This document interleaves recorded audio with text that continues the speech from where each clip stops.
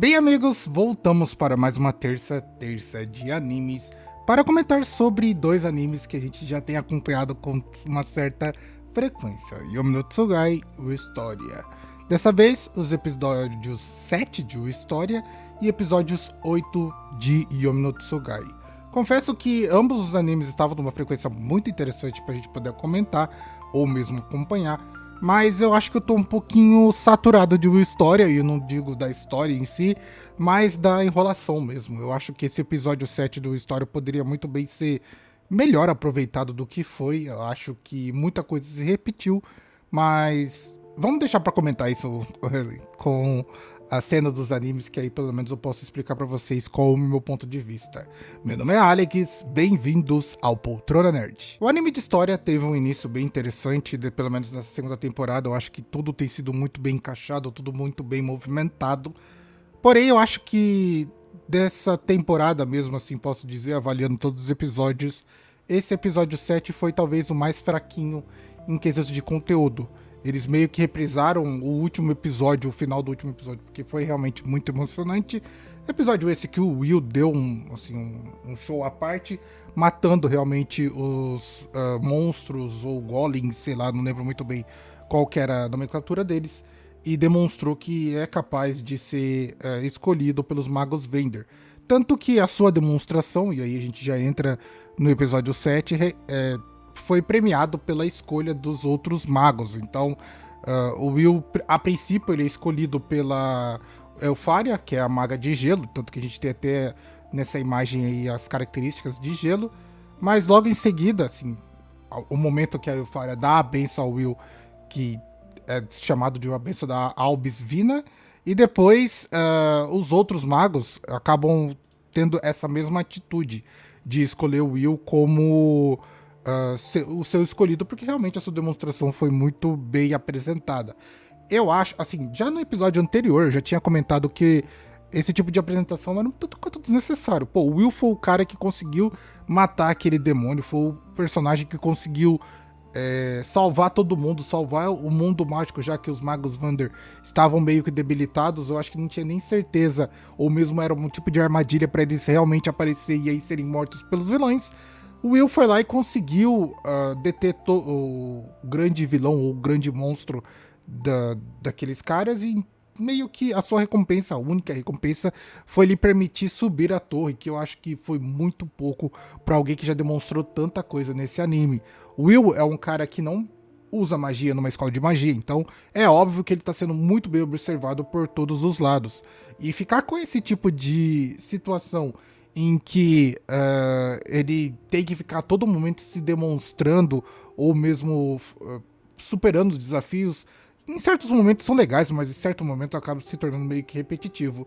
E nesse caso desse episódio, pra mim foi o ápice da chatice mesmo. A gente fica um pouco frustrado por toda a situação acontecer de um modo desfavorável ao lado do Will, mas um roteiro que copia o que já vem acontecendo na obra.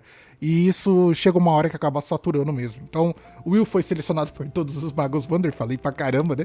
O Will foi selecionado por todos os magos Vander.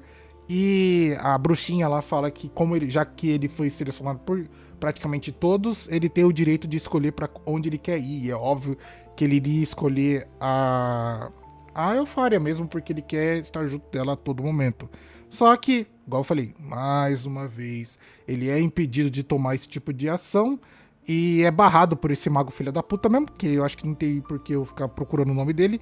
Mas a princípio já tinha sido ele que que tinha barrado a decisão da Elfara de chamar o Will pra família ou a equipe de gelo. Então ele fala que um ser que não utiliza magia não tem que ser meio que selecionado ou mesmo ganhar tantos elogios por parte dos magos Vander, que ele é apenas uma ferramenta e o certo seria ele ser uma utilização, ou mesmo utilizado como ferramenta, não como um companheiro, sabe? Um jeito bem frio de avaliar toda a situação. E uma situação bem chata que o Will já teve que passar por isso, e de novo ele vai ter que passar por isso. Nessa situação, para meio que provar o que o cara está falando, ele cria uma situação em que o Will precisa matar ou destruir essas duas criaturas de magia, só que o único jeito de derrotá-las é realmente utilizando magia, tanto que a demonstração dele destruindo um deles é utilizando uma magia bem fraca.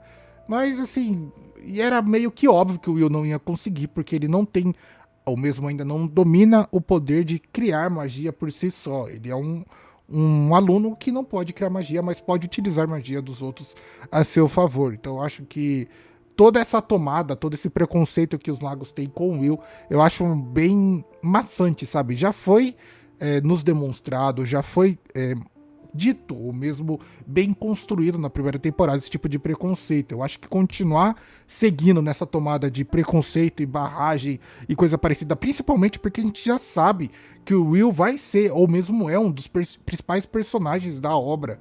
O próprio Pica das Galáxias dos Magos Vander já deu esse tipo de declaração. Então, sabe, esse tipo de desafio ou mesmo barragem pra cima do Will é um negócio que, na minha opinião, não faz muito sentido e acaba sendo bem maçante mesmo pra gente que já sabe sobre tudo isso, ter que ficar acompanhando o personagem principal passando por essas situações que, na minha opinião, são bem desfavoráveis e falta um pouco de criatividade mesmo. É legal, pelo menos nesse episódio, na sua conclusão, principalmente, é porque o Julius, ele acaba. Não é que ele acaba entendendo, ele tem meio que um plano de utilizar o Will pra conseguir cair nas graças da Elfaria, que ele fala que vai ajudar o Will, vai treinar o Will pra que ele possa finalmente produzir magia. E o Will fica todo encantado, porque, tipo, o Julius é dos magos que acompanham ele, é o que mais menosprezava ele. E nesse caso, antes era o do fogo lá, mas agora acabou sendo o Julius. E era o Sion, né? Do fogo era o Sion. E agora o Julius fala: não, deixa que eu vou te treinar, eu vou te ajudar, porque a gente é amigo, a gente tem que passar por isso juntos. Sendo que o grande plano dele é justamente mudar o conceito que ele tem sobre a Elfaria, porque eu acredito que a Elfaria só não chama ele porque ele meio que não diria maltratou o Will, mas foi um cara muito ríspido com o Will, e é óbvio que o Farah levou isso pro coração. Mas eu acho isso bem engraçado, principalmente na parte da inocência do Will. E a situação é bem, assim, eu não diria simples, mas o Julius disse que o Will, para poder realmente, talvez, produzir esse tipo de magia, ele possa, em duas situações, ou utilizar um pouco de magia que já existe, e ele utilizar esse tipo de magia, ou mesmo conseguir produzir sua própria magia. Eu não consegui entender muito bem qual que é o verdadeiro plano, realmente deixei para o próximo episódio, ou os próximos episódios, essa demonstração, já que o Will agora vai ter, e os próprios magos que reprovaram daquele primeiro florescer vão ter uma segunda chance, devido todo aquele acidente e queda e morte de magos, meio que eles vão promover 2 florescer, então a equipe toda vai ter uma segunda chance. E nesse caso, o Julius meio que prometeu pro Will uma situação, ou mesmo um jeito que ele possa utilizar magia sem depender de outros que possam realmente carregar ele, já que a espada do Will, ou o principal poder do Will até o momento, é ele reutilizar a magia dos outros magos. Nesse caso, o Julius quer que ele aprenda a utilizar o mínimo possível, talvez para manter esse tipo de magia em si, dentro dele mesmo, meio que tornando uma magia auxiliadora algo para ele. Na minha opinião, isso eu acho que já devia ter sido bolado pelo Will, ele poderia achar um jeito de criar meio que um cartucho de reserva de magia, sabe? Meio que poderia ser um bracelete, poderia ser um cinto, em que eles apenas quebrassem um cristal e unissem a sua espada, e seria justamente esse estilo que o Julius está querendo, de uma fagulha de magia já ser o suficiente para o Will conseguir utilizar todo o seu poder, meio que ele tornar tudo aquilo para si e não ser tão dependente a uma magia auxiliadora, entende? Mas toda essa situação vem sendo bem trabalhada nesse episódio, que demora e cansa um pouquinho a audiência, por isso que talvez tenha sido um dos piores episódios, porque demora um pouco para se desenrolar e acaba sendo um pouco repetitivo em certas situações. E no fim, bem no finalzinho do episódio, aparece essa maga ou essa bruxa que talvez vai ter uma certa participação no próximo episódio. Eu acho que talvez tenha sido ela que não diria que deu a vida ao Will, mas que estava carregando ela no colo em alguns episódios anteriores, não tenho tanta certeza disso. Deixei para o próprio anime me demonstrar quem seria ela, ou o que vai acontecer nos próximos episódios, porque eu sei que qualquer pesquisa ou busca na internet, a gente consegue qualquer tipo de spoiler muito fácil. Mas se você tá assistindo esse vídeo e você já sabe basicamente o que vai acontecer, deixa aí nos comentários, porque eu sou bem curioso. Eu sou meio preguiçoso pra pesquisar, mas ao mesmo tempo sou bem curioso pra querer saber o que vai acontecer. E no caso de uma história, eu acho que é bem interessante de saber e ficar bem antenado de todas as coisas. Um breve comentário sobre esse episódio do História. Foi um episódio um pouco maçante, um pouco repetitivo, igual eu já disse aqui para vocês. Esperava que pelo menos o anime entrasse numa tomada bem interessante de não perder tempo. Eu acho que esses tipos de episódio em que faz a audiência ficar presa, mas num sentido um pouco de perda de tempo, eu acho um pouco ruim. Você meio que afasta um público, e eu não vou dizer assim que você precisa alimentar o público com grande dopamina ou coisa parecida, nem falando sobre isso. Mas é realmente aproveitar o tempo que tem oferecido aos espectadores. Nesse caso desse episódio e também o próximo, para mim vai ser grande perda de tempo, a não ser que uma coisa muito mirabolante aconteça, mas eu acho que existem meios diferentes para isso acontecer, principalmente numa história bem interessante, igual tem sido a de uma história. E eu acho que se você faz um bom roteiro ou aproveita cada episódio de cada temporada, faz com que o anime fique realmente mais rico, mais bem reconhecido, atrai mais pessoas e verdadeiramente dá pra gente conseguir entender melhor a história. Do jeito que as coisas podem ser um pouco maçantes, você fica um pouco irritado.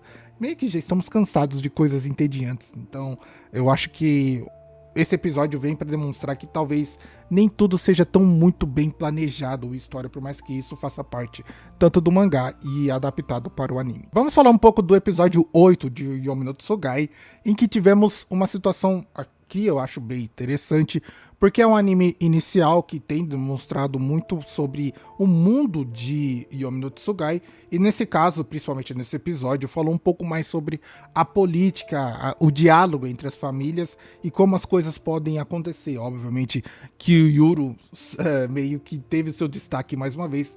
Acho que todo episódio ele tem um certo destaque e faz jus realmente à alcunha de protagonista. Mas nesse caso, desse episódio, algumas outras coisas foram nos apresentadas. Esse carinha que tá aparecendo na tela, ele vai falar o nome daqui a pouco, né? Mas o poder dele é bem interessante. A parte branca é um poder de apagar qualquer coisa, igual no caso, ele utilizou o seu poder para apagar a destruição que aconteceu na casa deles, e depois utiliza o preto para recriá-la de volta. Tanto que ele usa um pseudônimo e gosta de ter uma cunha de escritor, não à toa esse tipo de poder veio a calhar para ele. Eu acho que isso em batalha tem a sua certa relevância. Me lembrou muito aquele tiozão do Bleach, que a gente acabou assistindo recentemente, e Bleach tá para voltar também, não vejo a hora do Bleach voltar. Mas esse cara é importante porque o nome verdadeiro dele é Hirako Kagemori, e ele é o mais velho dos Kagemori, ou seja, tem o velho, né, que é o chefe dos Kagemori, e ele é praticamente o descendente, meio que tá na sua linhagem, ser o próximo líder dos Kagemori. Só que é engraçado porque ele não tem a menor vontade de ser assim. E acaba nos revelando também que ele tem dois irmãos, né? O loirinho, que é muito suspeito, e o Jin. Então os três são irmãos, meio que meio irmãos, sendo o desenhista o principal, o loirinho o do meio, e o Jin é o caçula. E até engraçado, no anime todo mundo fica olhando pra ele do tipo, você é o ranzinza e é o caçula? É até estranho, né? Mas sim, o Jin é o caçula. Então, esse tipo de situação acontece muito nesses tipos de famílias que o poder é passado de parte hereditária. Então, meio que sabemos que o desenhista que não quer esse tipo de poder, não quer assumir essa responsabilidade, não tem vontade nenhuma de ser líder dos Kagemori. Porém, o loirinho eu acho que tá com sangue de poder. Ele é até um pouco ameaçador. O próprio Jin já tratou ele com uma certa frieza. Então, temos aí dentro, obviamente, dos Kagemori mesmo e desses que estão sendo demonstrados, um tipo de disputa política pela liderança da família. Eu acho isso bem interessante e isso ficou bem evidente nesse episódio. Já que a Asa, nesse episódio mesmo, ela acaba não é culpando os Higashimura, mas é culpando sim. Ela fala que os Higashimura são grandes culpados por ir atrás dela e perseguir ela a vida inteira. Então ela fica olhando pro Deira e culpando ele de tudo isso. E ele fica falando, cara, eu não tenho nada a ver com isso, só, mas Peço desculpas em nome desses extremistas, mas é curioso pensar isso. Eu não sei se eu acho que é o próprio Dera que fala isso. Que dentro do Higashimura tem os extremistas, que são um pouquinho mais pavio curto, ou mesmo que pensam diferente da grande maioria, assim como no Kagemori também tem os extremistas, e nisso eu acho que fica bem exposto nesse tipo de reunião. O próprio o líder dos Kagemori, ele fala que o seu grande objetivo, não diria talvez de vida, mas ele. Não, o objetivo dele principal mesmo é acabar, e ele até fala que não deveria existir os poderes de quebra e selo, que são os poderes que o Yuru e a Asa possam adquirir. A Asa já tem o de quebrar, e o Yuru pode adquirir o poder de selo. Então, para ele, esse tipo de poder é muito grande, tanto que faz com que de tempos em tempos que esses gêmeos acabam nascendo, se eu não me engano, na obra é de 400 em 400 anos, existe uma grande guerra por causa desse tipo de poder, e eles podem serem utilizados para esse tipo de quebra-pau que o mundo acaba proporcionando. No caso do velhinho, né, no caso, do líder dos Kagemori, o grande desejo dele é acabar com esse poder e principalmente acabar com a vila de Higashimura, eu ia falar ilha. Porque ele fala que enquanto a vila existir, esse tipo de poder vai continuar ressurgindo, porque eles seguem um tipo de tradição que propõe esse tipo de situação, e na cabeça dele isso não deve ser bem visto ou bem utilizado. E nesse momento, o próprio o filho segundo dos Kagemori diz que, na opinião dele, ele acha que esse tipo de poder deve ser utilizado para trazer paz ao mundo, uma ova, tá? Porque esse cara tem uma cara de vilão do caramba. Mas na cabeça dele, ele acha que esse tipo de poder deve ser utilizado para ser para comandar o mundo de acordo com aquele que os detém da melhor maneira possível. No caso dele, com certeza ele vai dar algum jeito de assumir os Kagemori. Eu tenho certeza que se o líder dos Kagemori morrer, o velhinho, ele vai dar um jeito de se livrar do irmão dele, porque ele é o segundo da sucessão, e vai querer assumir os Kagemori e utilizar tanto a Asa como o Yuru da melhor maneira possível. Isso se ele já não estiver envolvido nesse tipo na invasão que aconteceu nos episódios anteriores. O Yuru fica ouvindo tudo isso e toda a situação de conversa entre os Kagemori, o Dera e também a Asa, e aí ele tem aquele momento protagonista mesmo, e eu achei isso bem interessante, porque ele dá um discurso muito bonito, tipo, ele é bem respeitoso, sabe, no seu discurso, em que ele espera todo mundo falar, ouve toda a história, e depois ele dá a sua opinião. E a opinião dele é a mais seca e mais interessante para quem gosta desse anime, que ele não se propõe em nenhum momento a se esconder. É muito pelo contrário. Ele sabe que uma vida de esse tipo de escolha de se esconder não gerou nenhum tipo de benefício, principalmente para sua irmã, a Asa. Então, no caso dele, ele fala que quem quiser vir atrás dele ou coisa parecida, ele vai enfrentar de peito e vai meter o louco, sabe? Então, gostei desse tipo de postura, e isso vai exigir dele, obviamente, um grande treinamento para que ele se torne cada vez melhor, cada vez mais forte, mas eu acho que é um posicionamento bem diferente e total o contrário da Asa, já que a Asa se mantém na casa dos Higashimura, não, dos Kagemori, se escondendo e não podendo sair, justamente porque se ela sai, ela sabe que ela vai ser perseguida e usada como arma, então ela se mantém escondida, enquanto o Yuru já declarou e deixou isso bem claro, que na cabeça dele o certo é você viver livremente, e quem quiser entrar no caminho dele que vai se ferrar. E é muito legal porque os próprios guardiões dele admiram esse tipo de postura, porque para eles quanto mais postura, quanto mais batalha, melhor. Então eu acho isso bem engraçado nessa situação. A Asa até tenta convencer o Yuru, dando um choque de realidade dele, que ele tem que sim fugir, que não fugir, mas se esconder, porque senão ele vai ele vai viver uma vida de, sim, não é vida de mentira, mas vai viver uma vida de medo, de terror, que causou muito sofrimento para a própria Asa. Mas o Yuru fala que esse tipo de vida não é uma situação que ele quer, que ele escolha. Ele quer realmente buscar uma vida um pouco mais diferente, uma vida mais livre, e eu gosto disso nesse protagonista. O líder dos Kagemori até faz o convite ao Yuru para ver se ele não quer se juntar a eles e permanecer ali junto com a sua irmã, e o legal é que ele já responde logo de prontidão de que não deseja esse tipo de proteção dos Kagemori, muito porque ele ele viveu com os Higashimura a vida inteira, por mais que tenha sido uma vida de mentira, ele tinha muita afeição pelo pessoal do vilarejo, e ele não consegue ficar ao lado daqueles que causaram tanto mal, aqueles que ele chamava de amigos, sabe? Por mais que ele entenda toda a situação que é realmente um conflito entre famílias, ele não vê por que se juntar aos Kagemori, tanto que ele fala que vai continuar com o Deira e permitir que o Deira continue sendo, posso dizer, seu mentor nesse novo mundo que ele tá descobrindo.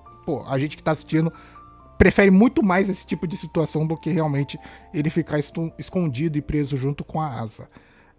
Ele até tem esse tipo de reflexão, né? No momento que ele tá indo embora, ele pensa, a Asa é uma pessoa que não pode nem sair dessa casa, porque justamente caso ela saia da barreira, o pessoal que tá atrás dela vai descobrir onde ela tá e vai vir tentar capturar ela ou matar ela ou coisa parecida. E aí ele faz uma relação com a irmã que ele achava que estava presa lá na vila, dentro daquele... Tanto que, se eu não me engano, no episódio anterior, é demonstrado que no começo a Asa ficava realmente presa nesse tipo de cela, então as coisas parecem que não mudaram muito, só mudou o ambiente, ampliou talvez a possibilidade dela se movimentar ou coisa parecida, mas ela ainda tem que continuar presa, e eu acho que isso incomoda ele verdadeiramente nessa situação desse mundo do Yomi no Tsugai. E é engraçado porque ele até tenta, ser um pouquinho frio, agir talvez como um irmão mais velho e demonstrar responsabilidade e sai se despedindo de um jeito mais frio e menos caloroso, mas a Asa corre atrás dele, dá um abraço nele e faz aquele carinho nas costas quando ela fazia nele quando eles eram mais jovens, e é algo já que vem dos dois naturalmente. E isso quando os portões se fecham, o Yuru começa a chorar loucamente, até fala, cara, ela é verdadeiramente a minha irmã. Sem dúvida, ela era minha irmã.